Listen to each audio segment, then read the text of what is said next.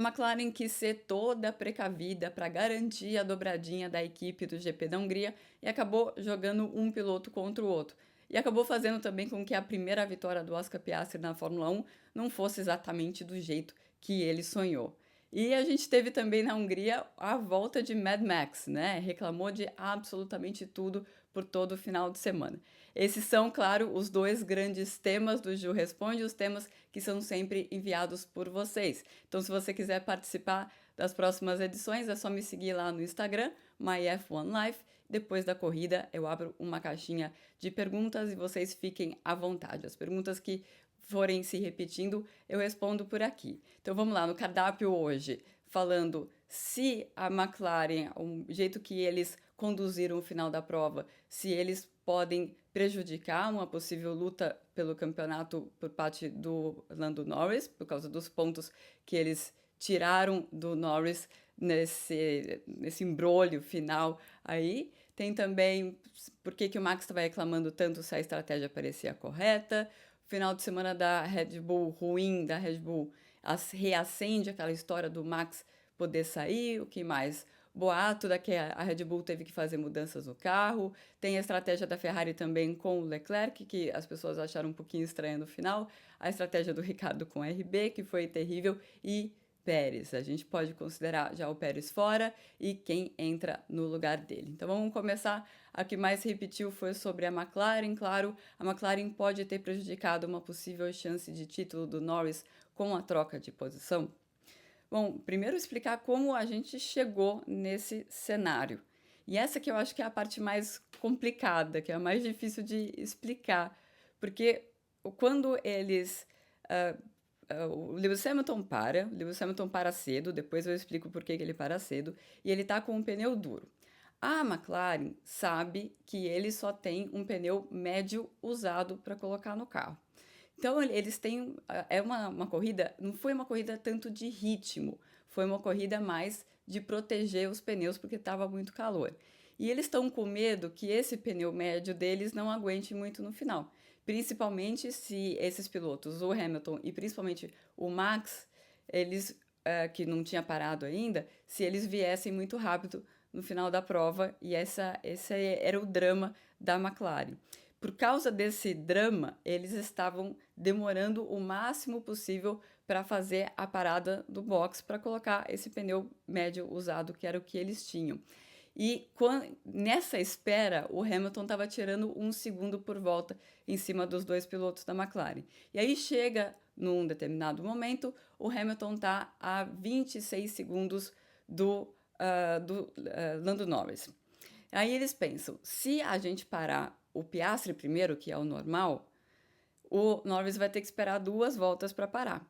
E aí começa esses 26 segundos, que dá para proteger facilmente de um undercut agora, já fica a margem fica menor. Fica menor, mas ainda havia margem. O André Stella explicou que o que eles estavam calculando ali é que eles não queriam colocar a equipe de pit stop sob pressão para ter que fazer um pit stop perfeito, porque lembra que na última corrida, o último pit stop do Lando Norris, justamente a mesma coisa, né? Um undercut ali com o próprio Lewis Hamilton, foi uma parada bastante ruim pelo posicionamento do Lando, mas eles não queriam repetir esse cenário essa pressão na equipe do pit stop, no Lando também, para eles conseguirem fazer e parar na frente, voltar na frente. Então o que eles fazem? Eles chamam o Norris antes. Como os dois pilotos da McLaren estavam próximos, estavam com 2 segundos entre eles, o Norris ele para e volta na frente porque ele consegue o undercut em cima do Oscar Piastri. Acontece que eles fazem isso já sabendo que vai haver a instrução para eles inverterem a posição, porque eles só fizeram isso para proteger a posição do Norris em relação ao Hamilton, né? Acho que isso tem que ficar claro.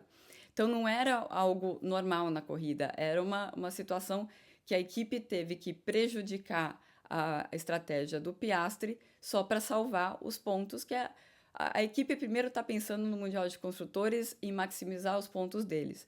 O grande campeonato que a McLaren realmente está é o Mundial de Construtores, no momento. Pode ser que o Lando Norris entre na disputa do Mundial de Pilotos mais para frente. A gente não. Ainda 76 pontos é chão pro Lando chegar. Mas a McLaren está sempre pontuando melhor do que a Red Bull, até porque a Red Bull anda pontuando só com um carro, pontuando mais só com um carro por conta do Pérez. Então, esse é o cenário. Ele só está na frente porque a equipe estava protegendo o segundo lugar dele. E quando se tem esse cenário, você tem que deixar o seu companheiro passar. Eu imagino que ele soubesse disso o tempo inteiro. Mas o que ele estava tentando mostrar para a equipe? Eu tenho muito ritmo. Acontece que, como eu disse antes, não era tanto uma corrida de ritmo. O que o Piastri está fazendo é levar aquele pneu até o final. Ele não está tentando mostrar nada para ninguém. Inclusive, essa coisa de ele forçar aquele pneu médio não é muito bom nesse tipo de corrida. Não era uma coisa que ele deveria ter feito, porque ele correu um risco do pneu dele ficar trucidado no final da corrida. E vai saber se alguém chega rápido e consegue ultrapassá-los, né? Então, não foi uma maneira muito inteligente do Lando Norris gerir toda essa situação. E aí ele tem que ser lembrado pela equipe que ele pode precisar do Piastri mais para frente. Porque então você pode pensar assim, a McLaren jogou 7 pontos do Lando fora, por isso que ele estava muito irritado e tal. Dá para você pensar dessa maneira, mas pensando mais globalmente na temporada, se você pega uma vitória do Oscar Piastri e tira essa vitória da mão dele por algo que não tem nada a ver com nada que ele fez, que era simplesmente uma manobra estratégica para proteger a posição do Lando Norris, você destrói o Oscar Piastri. E como que o Oscar Piastri vai poder ajudar, então, o Lando no resto da temporada se ele está destruído? Se o clima na equipe está ruim, como que o Lando vai lutar pelo campeonato? Como que a McLaren vai lutar pelo campeonato? Então, pensando mais globalmente, poderia custar mais caro em termos de pontos para o Lando Norris ele tentar ganhar e peitar todo mundo, né? E ao invés desses 7 pontos. Mas tem um ponto que me chama muito a atenção na McLaren. A passividade nessa comunicação do engenheiro. Mesmo antes, eles estavam falando pro Lando Norris assim, a gente acha que a gente vai cobrir o undercut. É muito estranho você ouvir esse tipo de comunicação. A gente acha. Imagina para o piloto lá, o piloto fala, nossa, será que eles sabem ou não sabem o que eles estão fazendo? E depois a comunicação com ele é, no momento que você achar conveniente, você permite a ultrapassagem, você dá a posição pro Oscar Piastri.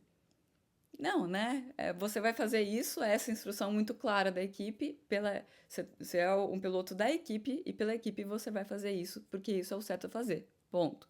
Então, esse é um ponto aí para McLaren olhar nas próximas corridas. E o Mad Max, hein, minha gente? Por que o Max reclamou tanto se a estratégia parecia ser correta? Primeiro eu vou falar então sobre a estratégia da Red Bull. A estratégia com o Max, por que ela é errada? A única coisa que ele realmente estava certo em reclamar, mas não certo pela maneira como ele reclamou, eu vou falar um pouco mais adiante sobre isso, é essa estratégia. E eu perguntei pro Christian Horner depois da corrida, você consegue entender o que ele estava dizendo sobre a estratégia? E o Horner falou, sim, a gente não considerou isso. O que é isso que a gente não considerou?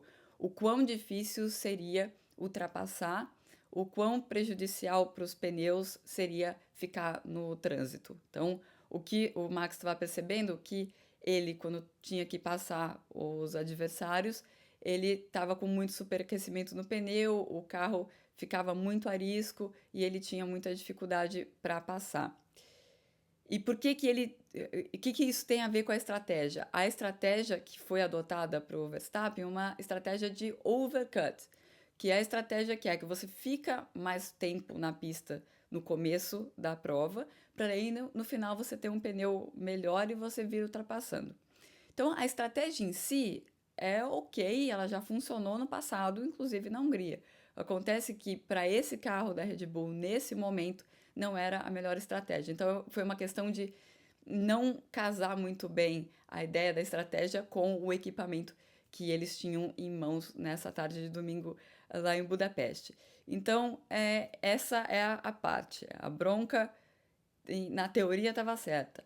Agora, por várias vezes durante o final de semana, o Verstappen ele agiu como se ele fosse um elemento separado da equipe. Então, eu tô fazendo a minha parte, a equipe não tá fazendo a minha parte. E aí, durante a corrida, ele começa a esculhambar todo mundo lá e o Lambiase que ficou ouvindo o Muro das Lamentações ali do Verstappen. Por que que isso é errado fazer? Imagina você na sua empresa. Se alguém te esculacha o tempo inteiro, você vai dar o sangue por essa pessoa? Você não vai. Você tem que fazer parte dessa equipe.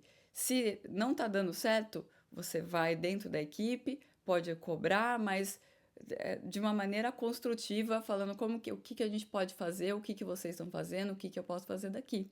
Não dessa forma publicamente. Ok, eu entendo que todos os pilotos xingam no rádio, mas ficou claro que foi fora foi mais do que o limite, né? Ele estava realmente descontrolado durante esse final de semana. E por quê? Tem a ver com esse upgrade que ele estava usando, o upgrade completo, o Pérez não, que nos leva à próxima pergunta. Um final de semana ruim da Red Bull reacende a conversa da saída do Max? Na verdade, o que eu tenho ouvido dos meus colegas holandeses é que essa história não está morta, que eles estão avaliando a evolução da equipe justamente agora até a pausa de verão. Então, por isso que ele estava tão descontrolado nesse final de semana, porque está havendo essa avaliação. Ao mesmo tempo, saiu a notícia de que o Marco acertou que ele vai ficar até 2026 pelo menos, e a gente sabe que no contrato do Verstappen tem se o Marco sai, e aí libera o Verstappen para sair. E também o Jos Verstappen estava lá conversando sempre com o Horner, quis ser visto conversando com o Horner. Então existe, por um lado, o Max muito irritado com a falta de melhora sem um sinal de reação, como as coisas que eles estão trazendo para o carro, e por outro lado tem outros indicativos de tentar apaziguar a situação e tentar contornar a situação. Então tem essas duas coisas acontecendo em paralelo. Eu queria falar sobre esse pacote. Então, o que está acontecendo com a Red Bull agora foi uma coisa que a Mercedes viu muito, que é os números na fábrica são muito bons, os números quando eles medem na pista são muito bons, tá tudo certinho, mas o tempo de volta não vem. E o tempo de volta não vem porque eles não estão conseguindo acertar o carro para usar esses pontos de downforce que estão entrando no carro. Então esse que é o problema, um problema que a Mercedes teve também muito e que eles foram rodando em círculos. Por isso que é uma questão preocupante para a Red Bull, porque pode ser difícil de sair disso. E o que está acontecendo é que o carro, não é que o carro é ruim. Lembra no GP da Áustria, que ele conseguiu uma pole de 4 décimos, vantagem para todo mundo, numa pista que é bastante curta, e no começo da corrida ele estava andando muito bem. E depois o carro sai da janela de funcionamento e o Norris consegue chegar e tal, tem algum problema de estratégia e tal, mas tem aquela disputa entre eles.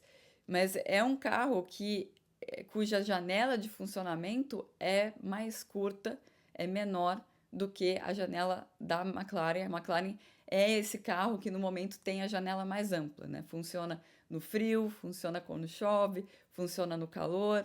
A Mercedes, por exemplo, funciona melhor no frio do que no calor. Então, o que os outros querem chegar é nessa janela mais ampla que a McLaren consegue acertar o carro. O que a Red Bull tem nesse momento não é um carro lento, mas é um carro com uma janela mais curta. E, como eu disse, é o tipo de coisa que pode ser difícil de sair. Mas vamos ver em Spa. Em Spa, a Red Bull tem andado muito, muito, muito bem nos últimos anos. Se em Spa eles perderem para a McLaren, aí vamos ter Mad Max Parte 2, porque é um sinal grave para eles. Vamos ver o que acontece no próximo final de semana. O próximo boato de que a Red Bull tem que fazer alterações no carro. Isso corre mesmo no paddock? Isso é uma conversa um pouco antiga, né? Essa pergunta veio porque o narrador da TV espanhola, o Antônio Lobato, falou que duas equipes comentaram com ele que isso aconteceu. Eu ouvi isso a primeira vez em Miami e depois, e não fui a única pessoa que ouviu, e depois todo mundo foi checar com suas fontes nas variadas equipes, na FIA, eu fui checar também. Ninguém, e depois os jornalistas sempre trocam informações, ninguém conseguiu nada. Ninguém teve confirmação nenhuma de que isso teria acontecido. Mas o Lobato é amigo do Alonso. Não, o Lobato não é amigo do Alonso faz tempo, assim, não é uma relação próxima ao Alonso faz tempo. O Lobato tinha, assim, uma presença constante no paddock há 12 anos, mais ou menos, e tinha uma proximidade maior com o Alonso, mas não é mais o caso. Ele quase nunca está lá e também não é próximo do Alonso. O que a gente sabe é que na Áustria, antes da Áustria, foi pedido para a McLaren passar a fechar sempre um buraco de um sensor no, acho que chama tambor do freio, que eles às vezes estavam deixando aberto. Então, se teve alguma interferência foi na McLaren, mas uma interferência pequena. E a FIA de olho na asa da McLaren também, na asa da Mercedes também. Na Red Bull, eu não tenho nada. Já procurei essa informação algumas vezes e voltei de mãos abanando. O que significa esse brake bias do Verstappen -5? Qual é o efeito disso no carro? Lembra que quando ele estava lutando com o Hamilton pela primeira vez, ele até consegue fazer ultrapassagem e depois ele vai meio dar uma barrigada na curva, né? E ele reclama, uma das 1000 reclamações, do brake bias -5, não deixa o carro virar. Isso é o equilíbrio de freio. Você pode jogar mais pressão de freio para frente, mais pressão de freio para trás. Eu imagino que ali ele estava tentando evitar que o pneu dianteiro travasse, e para fazer isso você joga a pressão mais pro pneu de trás. E isso sempre vai alterar o comportamento do carro. Então era a isso que ele estava se referindo, equilíbrio de freio. Por que a Ferrari parou o Leclerc tão cedo? Ele era até mais rápido do que as McLaren com o pneu duro. Ali era uma chance muito boa que a Ferrari não podia deixar de perder, porque o Leclerc tá justamente essa briga entre o Verstappen e o Hamilton, e o Leclerc consegue chegar nos dois. Chega numa determinada volta lá, e eles estão menos de 2 segundos que está entre o Hamilton e o Leclerc, com o Verstappen no meio. Aí, gente, foi uma chance, tudo bem. Eram muitas voltas para o final, ele tinha o pneu médio, meio arriscado tal, mas era uma chance de ouro numa pista em que é difícil ultrapassar, de conseguir um undercut nos dois carros.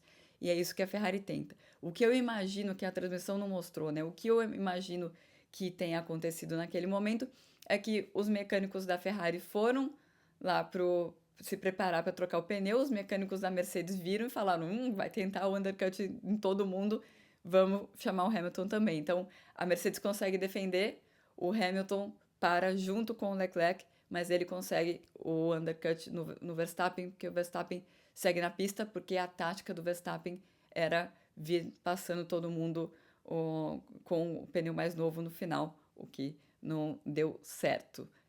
O que foi essa estratégia da RB parando o Ricardo com pneu médio com 7 voltas para cobrir quem estava com pneu macio? Ele cobriu o Alonso, né? Estavam as duas Aston Martin com pneu macio e nem a equipe sabia explicar. Eles tentaram cobrir um undercut para não perder a posição, pensando em posição de pista, foram lá para trás e acabaram perdendo muito em relação aos pilotos que estavam na mesma estratégia, pensando com o pneu médio, e estavam com o pneu duro também, que foi um pneu bom para usar no começo da corrida. E o Ricardo saiu muito irritado com essa estratégia e depois a equipe pediu desculpas. Então foi um erro e realmente eu não tenho explicação, e eu imagino que a equipe não tenha uma grande explicação para isso. E para finalizar, já dá para considerar o Pérez fora e se o Tsunoda tem alguma chance. Bom, o Pérez, na verdade, fez um ótimo final de semana, tirando a classificação, claro. Ele teve um bom ritmo durante todo o final de semana. Vamos lembrar que ele não tinha todas as atualizações que o Verstappen tinha. E ele, desde o treino livre, estava andando muito mais próximo dele. E a corrida ele foi muito bem. Tem um momento da corrida que ele estava andando mais rápido do que as McLaren, ainda que, voltando àquele ponto anterior, essa questão de ritmo é um pouco difícil porque estava todo mundo cuidando de pneu. Então o ritmo da corrida em geral foi lento por causa disso. Mas ele foi muito bem, mas tem aquela classificação, né? Aquela classificação para ele continuar, ele precisa marcar muito mais pontos e isso inclui ter uma boa classificação. Ele está ainda em observação em Spa e o Helmut Marko falou claramente que ele pode ser trocado sim. Não já era, até porque se ele mostrar uma reação, a equipe pode dar mais tempo para ele, mas é importante que ele tenha um final de semana consistente do começo ao fim em Spa. E falando sobre o Tsunoda é um piloto que está crescendo muito, né? Ele fez uma corridaça, estava mancando ainda por causa do acidente no sábado, mas é outro, né? Teve esse acidente no sábado, depois uma corrida muito boa. E por que ele não está sendo muito considerado? Pela apuração que eu fiz, o Marco gosta do Tsunoda e ele gosta da ideia de promover o Tsunoda. Mas quem não gosta é o Horner.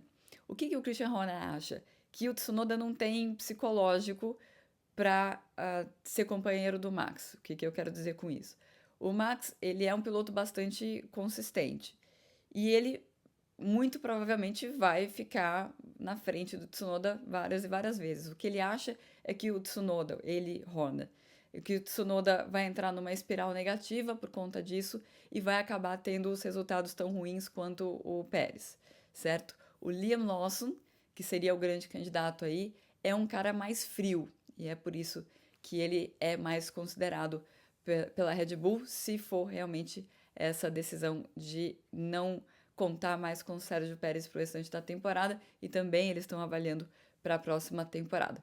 Então esse foi o Ju Responde do GP da Hungria, um ótimo GP da Hungria como de costume, e eu não sei se eu vou fazer o Ju Responde depois da Bélgica, eu não sei como que eu vou conseguir acompanhar o GP da Bélgica, porque eu vou estar com o UOL na cobertura das Olimpíadas. Então, não sei se me despeço por uma semana, não sei se me despeço até o GP da Holanda, mas a gente se vê.